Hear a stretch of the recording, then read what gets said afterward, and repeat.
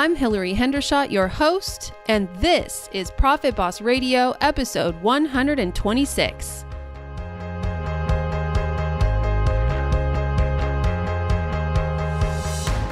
Profit Boss Radio is your weekly wealth mastermind. Profit Boss is also a community and a movement for women who are ready to take control of their money, break the glass ceiling, and give ourselves permission to finally have enough. Want the secrets of wealth to be yours? This is the place. I'm Hilary Hendershot. I'm a certified financial planner running a leading advisory firm for women, and I'm sharing with you real stories from real life and real women who are making it happen. Forget Wall Street. Let's do this, ladies.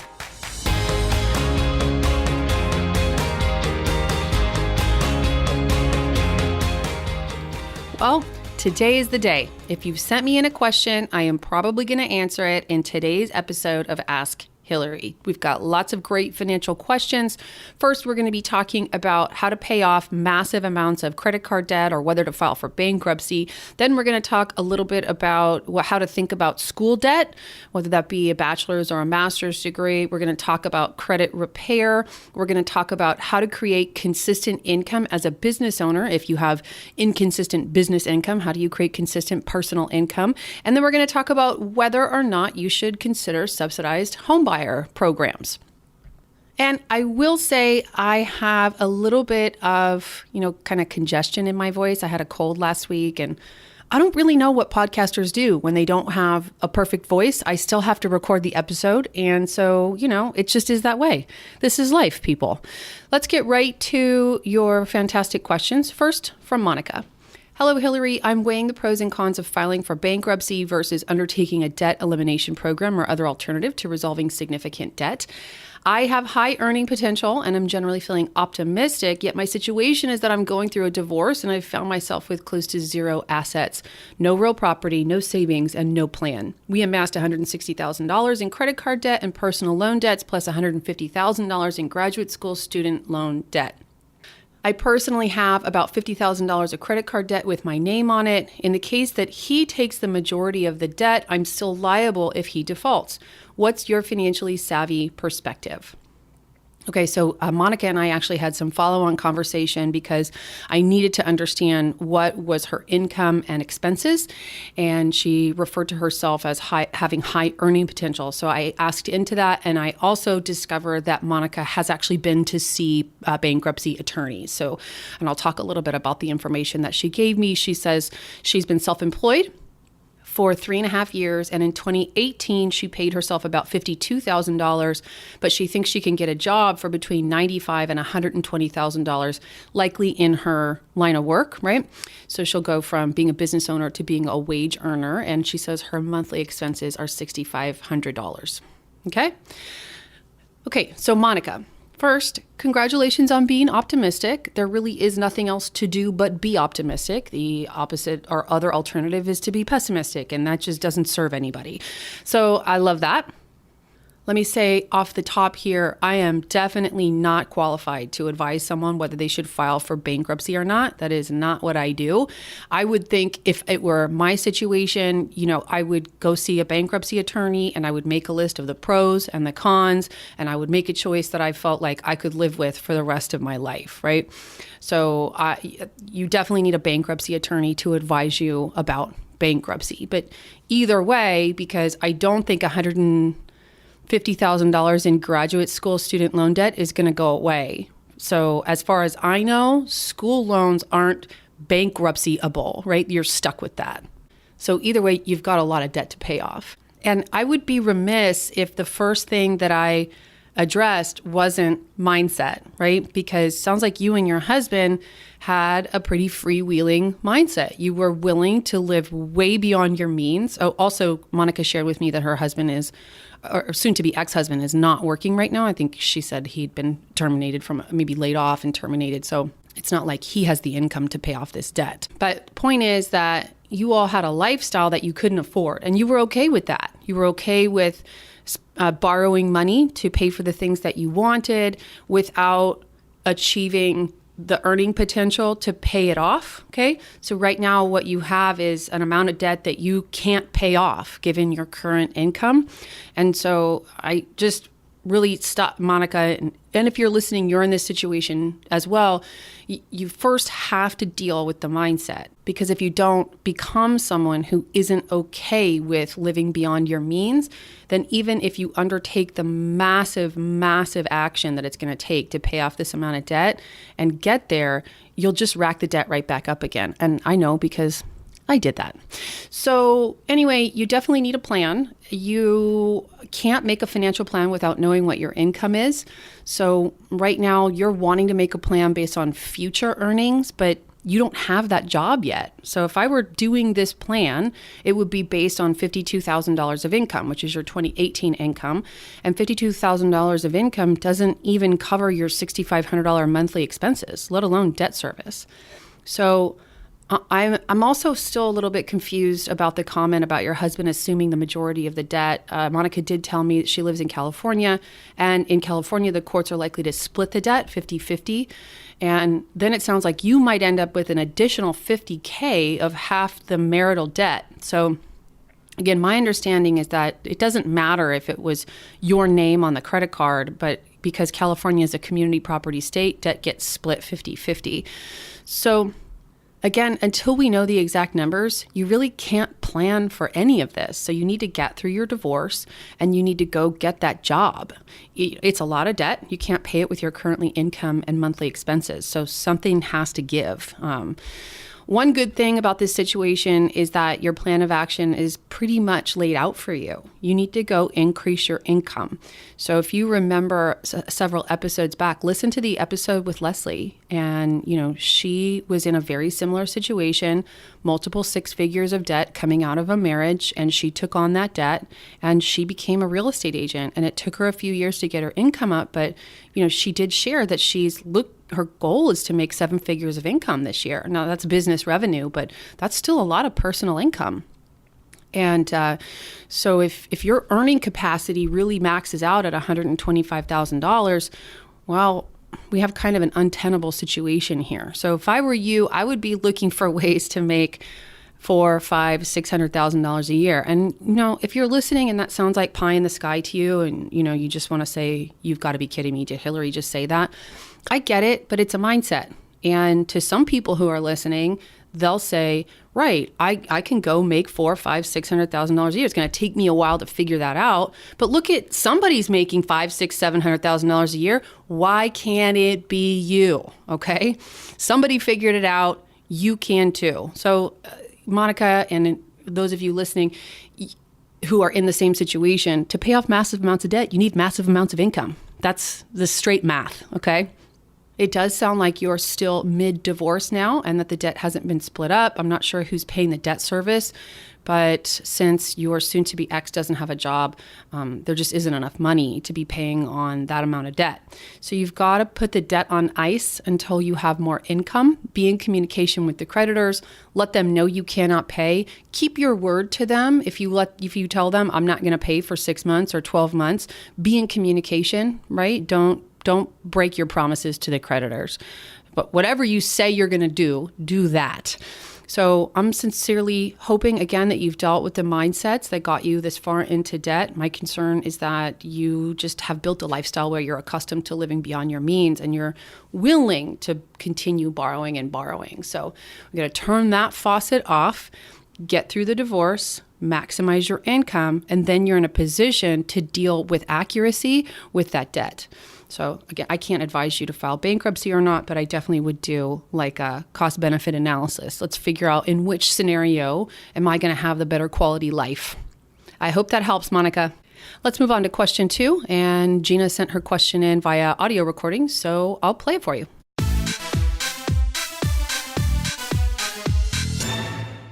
Hi, Hilary. My name is Gina, and I'm from Dallas, Texas. I recently went back to college, and I have a bachelor's, and then now I'm working on getting a second bachelor's and a master's. So my big question is that I've already accrued debt from my first degree, a significant amount, and I was wondering what resources I have available, or like what's the best way to go back and not necessarily accrue so much more debt. I don't go to a university that's very expensive, but I still will accrue debt. So I was wondering if you have any ideas or any suggestions as to what I should do about this, or if I should take a break until I pay off more debt. My income doesn't allow me to,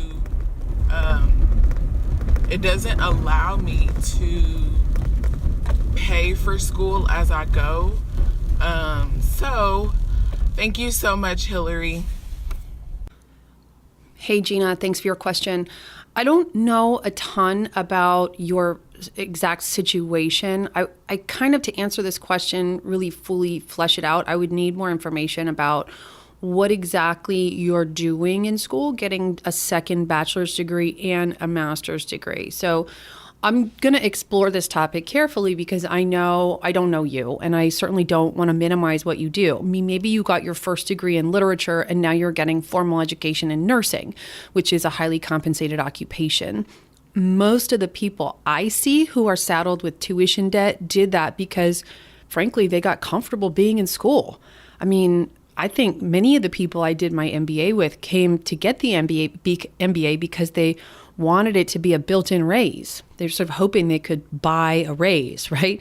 They hoped the employers would pay them more afterward. And my experience is that most of them were disappointed that that didn't happen. Maybe the working world is intimidating for you, or you'd rather be in school than face the fear of asking for a raise or gaining those hard-to-attain skills that let you work successfully with people and ask for raises and always be improving your own contribution to a work product or a team, right? Those are the sort of hard-to-teach skills that I think tend to differentiate the highly compensated from the average compensated. So again, I don't really have that information here, but I would say the best way to pay off school debt is to not have it. I mean, I don't know of programs that you would want to be a part of that are going to help you pay off school debt once you've already incurred it. The best thing to do is find a grant or a scholarship or a program that's super low cost and doesn't require you to borrow money. There are some programs for people like doctors and I think social workers who get out of school, and if you work in a community clinic for 2 or 4 or 5 years, then they forgive your school debts. And but you have to have a really low income while you do that, and that's the trade-off. Is you promise not to have a high income, and then they pay off your school loans for you. But it's like not clear that you couldn't have just paid off your own school loans and had a high income at the same time. So I do know a couple people who did those programs successfully, but I'm not. I think they have to be evaluated on a case-by-case scenario. I don't think they're a universally good thing. The only resource I know of that allows you to pay off debt is your own earning power. So really ask yourself, what are those degrees going to allow you to earn? With the exception of a master's degree in nursing, I don't know many master's degrees. Well, let's take the MBA as an exception, because you didn't say MBA and you would have said MBA if you meant MBA. But if it's just a master's degree in something, I'm not sure that really significantly impacts your earnings capacity, more so than it takes 2 years to get a master's degree, right? Minimum 2 years of experience in the working world. So I think the really hard choice here, Gina, is if the schooling isn't going to have you earn a lot more money, then don't do it. Don't take on that debt. So much formal education at this point isn't justified by increased earnings capacity. So, and this is not a blanket statement. You guys know what I'm talking about. There are some degrees, and I've mentioned nursing several times just because it's something that I see so many people around me earning so much money doing, potentially even more net income than doctors who get out of school with $500,000 in debt. So I'm just using nursing as a representative career, but there's also technical degrees and computers and finance, and these are career paths that tend to have high earning capacity. So you really need to think about whether the school is justifying its own cost with increased earnings capacity in the future. I know that's not the answer you expected, but I think that is the real harsh truth. Gina, I wish you the best of luck. Our next question is from Nikki.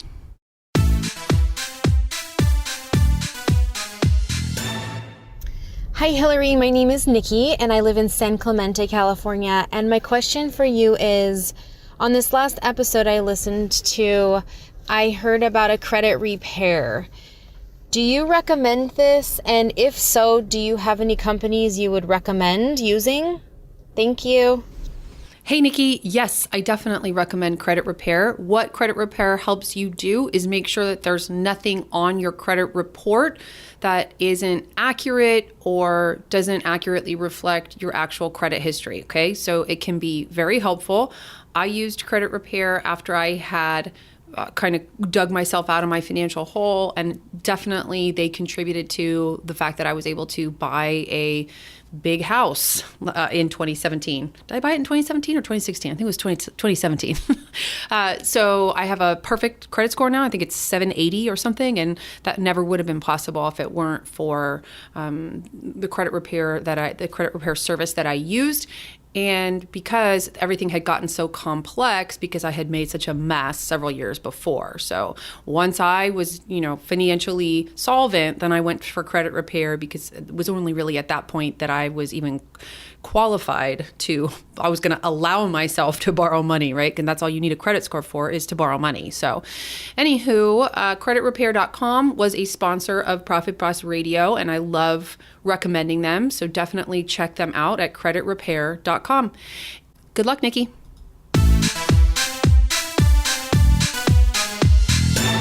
Our next question was written in from Anthea. Anthea, first of all, gorgeous name. She says, I'm self-employed as a sole proprietor, and I'm trying to figure out how to automate my finances/income. My income trickles in small amounts on an almost daily basis rather than as a regular paycheck. Also, do you still have a Facebook group? Anthea, no, unfortunately, I do not have a Facebook group. Facebook changed its willingness to let me archive what was happening in there. And for compliance purposes, I have to archive, meaning take pictures of and record like everything I do in writing. So everything I do on social media has to be recorded. As a side note, I pay an awful lot of money for that, but that's the cost of being a financial advisor. And so they weren't allowing me to archive things happening in the group, so I had to shut it down. That's it. It's unfortunate, and I'm bummed, but that's the real truth. Now let's get to your financial question. So yeah, I have talked about this before. It's a great question, and many entrepreneurs, in fact, almost all entrepreneurs have inconsistent business income, and you need to figure out a way to have consistent personal income. So you accomplish that by having separate bank accounts. So you have a business bank account where your inconsistent business income trickles in, and then you have a personal account where you create a twice monthly or every other Friday paycheck essentially for yourself. It's an auto draft, an auto transfer in the beginning. I personally am on payroll in my business, so I'm an employee of my corporation, but you don't do that in the beginning. In the beginning, you just transfer money from your business account to your personal account. And, it can be hard in the first couple of months or maybe the first year of entrepreneurship. That's that's a time period when really anything I say, you can't really take any financial advice during that period because you're doing whatever you can to have your business be successful. But once you get past that phase, you really should be paying yourself consistently, and that is accomplished in the beginning by auto transfers. And I do recommend, Anthea, if you haven't already listened to episode 84, which is about automating your financial success, that you check out that episode and the automation resources that I offered there. Thanks for the question. Our next question is from Tanya.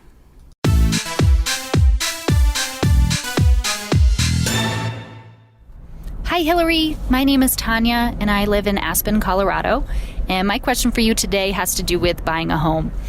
So, similar to Silicon Valley, Aspen is a very expensive place to purchase a home. And I understand that a down payment should be at least 20%. So in Aspen, that looks like $80,000 to $120,000 on the low end of things. So my question for you is, are there any ways to alleviate some of that down payment? I have read into piggyback loans and PMI. I know that there are first-time homebuyers loans, which I would fall into. But it seems like there's some conflicting ideas on whether those are good or bad things. My perspective is that I rent right now, and I know I want to live here. So it feels like it would be better to get started sooner than later, but I don't want to end up paying more by doing it too soon or doing it wrong. So thank you so much for your show, for all that you do. You are an inspiration, and I appreciate it. Thanks. Tanya, great question. And I completely get it, all of that.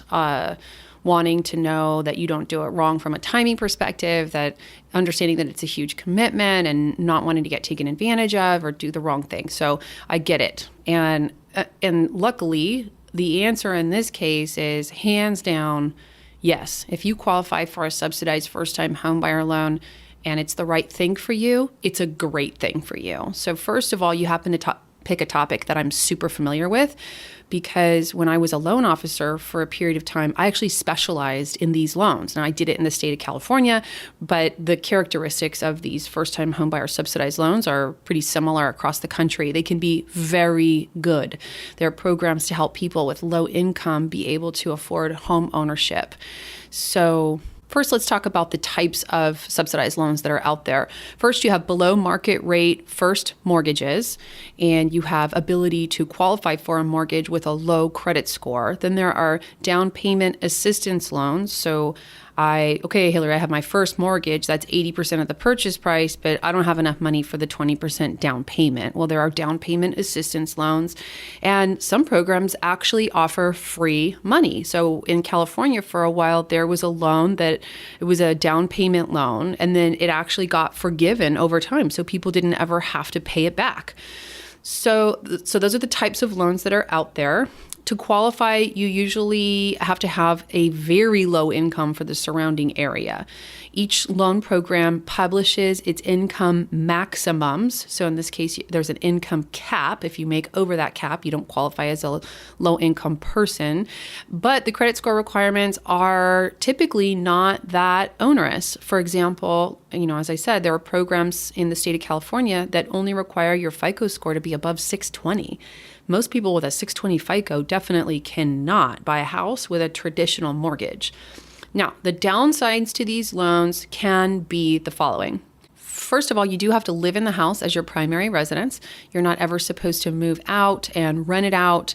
And the programs, the folks who run these programs do inspect that you're living there. They send you mail and expect you to respond. And some of them even do site visits. So you don't want to so it can happen that you get into a subsidized loan program, and then over time, your income goes up, and maybe you've made so much money now that you can afford a down payment on a bigger, better house, and you don't want to sell this house, and so you want to move out of it and rent it out. But that's a no-no. Another downside can be that they restrict the amount of profit you can earn from owning that real estate. And when you sell the house, they either force you to sell it to another below market buyer at a dictated price, or they'll actually take your money. They'll take some of your or most of your market-based profits. So these loans are not typically an opportunity to profit from home ownership. They are an opportunity to get into home ownership when you wouldn't otherwise have been able to.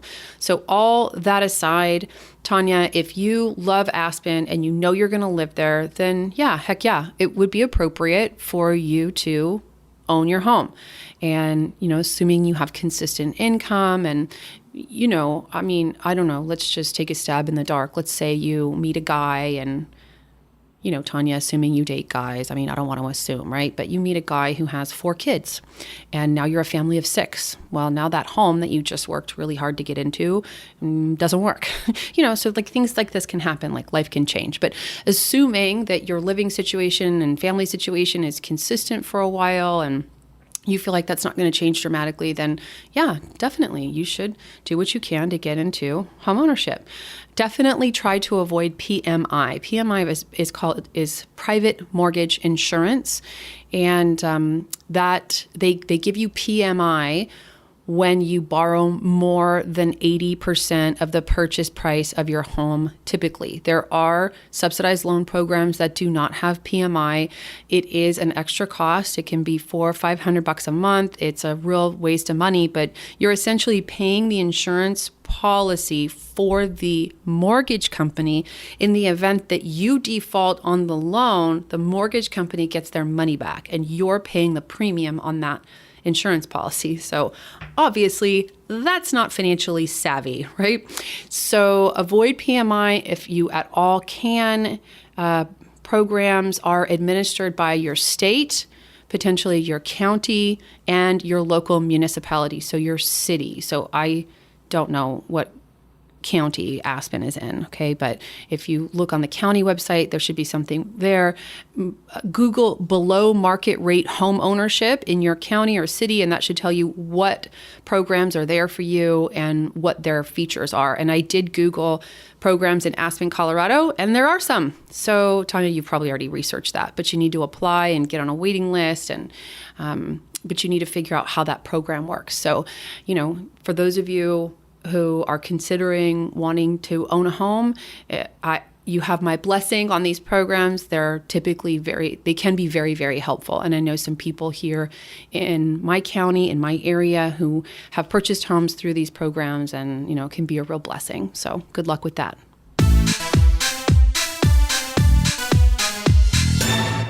Hi, Hilary. My name is Ann Barton Veenkant. I am from St. Louis, Missouri.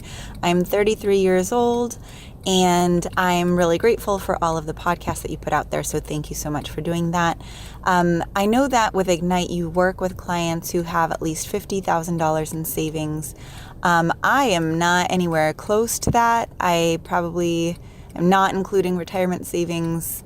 I have like $3,000 in savings. So my question is, how do I get started?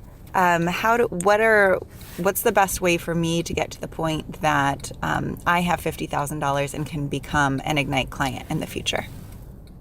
Hi, Ann. I completely get it. And you've probably heard since you asked this question that I actually am kind of forced to close Ignite down to outside prospective clients as of December 15th of 2018 because of my daughter's health condition. So, but the question still stands, right? How do I get from 3,000 to 50,000? First of all, Ignite was 25,000, okay, not 50, but nevertheless, the real answer is keep saving, set your lifestyle at a level where you're happy. You spend X amount of dollars on entertainment and living and transportation and vacations and gifts, and keep it at that level. So if you're spending $5,000 a month, keep spending $5,000 a month. Even though you're going to get raises in the future, your earnings are going to go up. The idea is to not have lifestyle creep where your expenses keep going up with your earnings, but to save those raises. I promise you, Ann, the numbers add up quicker than you think. And when you start with just $3,000, it can feel a world away. But I promise you, what you're doing right now is you're earning and learning the skills of wealth accumulation. And at the same time, you're learning the skills of wealth preservation. So not dipping into savings and not having a lifestyle that requires you to dip into savings like I used to do. I am sure you're all tired of hearing this on the podcast, but I can't offer you investment advice. But if you do get that money invested in an appropriate portfolio for you, it will grow and compound over time. You have to suffer through market downs in order to enjoy and profit from the ups. And, you'll be at 50,000 and even far more than that just sooner than you think. You have the right mindset, and just keep going.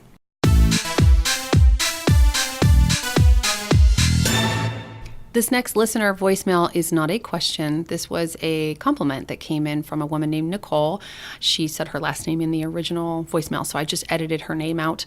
So I just thought that Nicole's feedback so perfectly captured how I designed this podcast, how I execute on it every single week. Because look, there's nothing wrong with a podcast where the podcaster just talks and it's not necessarily valuable information. But for me, that's not what I want to listen to.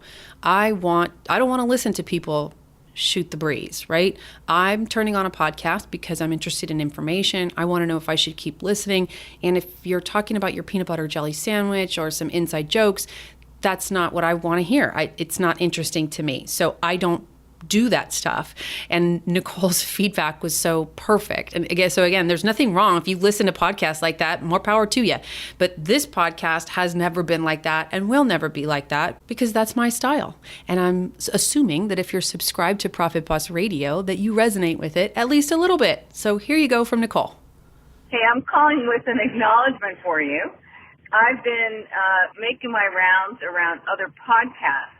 And now that I listen to yours, I've started listening to others, and there's literally no other podcast that I can stand to listen to other than yours. Everyone else, they take 15 minutes to just talk and talk and talk before they even start the podcast. And I'm being made slowly insane by these podcast people. So I just really want to acknowledge you for your podcast and how clear it is, how direct it is, how fast-paced it is, or how intentional and how it moves with velocity. I really feel like I never waste a minute on your podcast. So anyway, I just wanted to acknowledge your excellent podcast. Very much enjoy it. Always listen to it when I can, and particularly always listen to episode 77, that Cornerstone Bedrock podcast, which is just such a brilliant piece of work.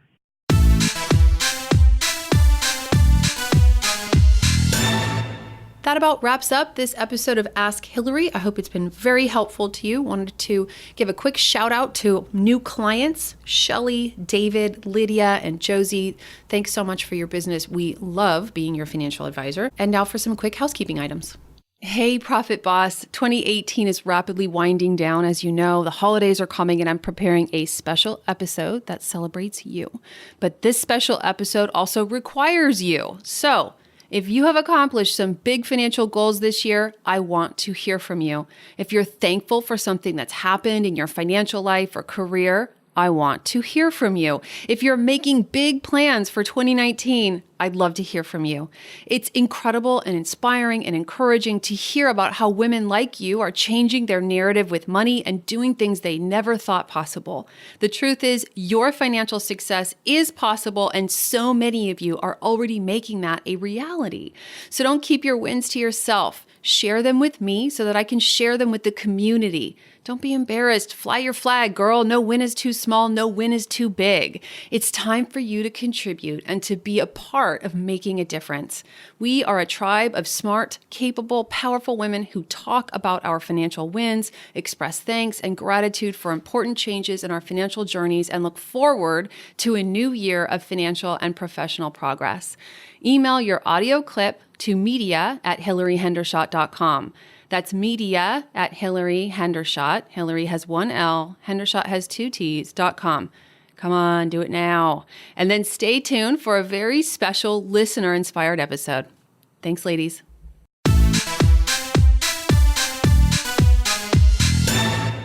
Hey, I need to pop in here with a little business update. I've thought long and hard about how to communicate this to you and how to manage this transition.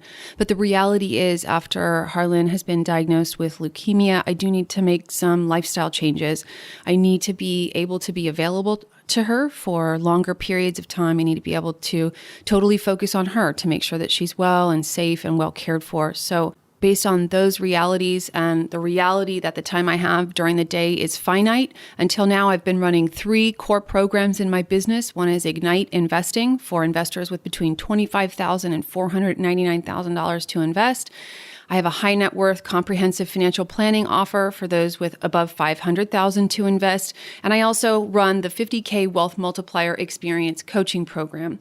We are going to be closing up opportunities to apply to Ignite Investing as of December 15th of this year. If you are a current Ignite client, nothing changes. We are absolutely not taking anything away from you. Don't worry, it's all good. However, as of December 15th or after December 15th, we'll only take referrals from existing Ignite clients. That's it. So no new clients into Ignite program after December 15th of this year. I want to thank you for your support as I move through this transition in my life and in my business.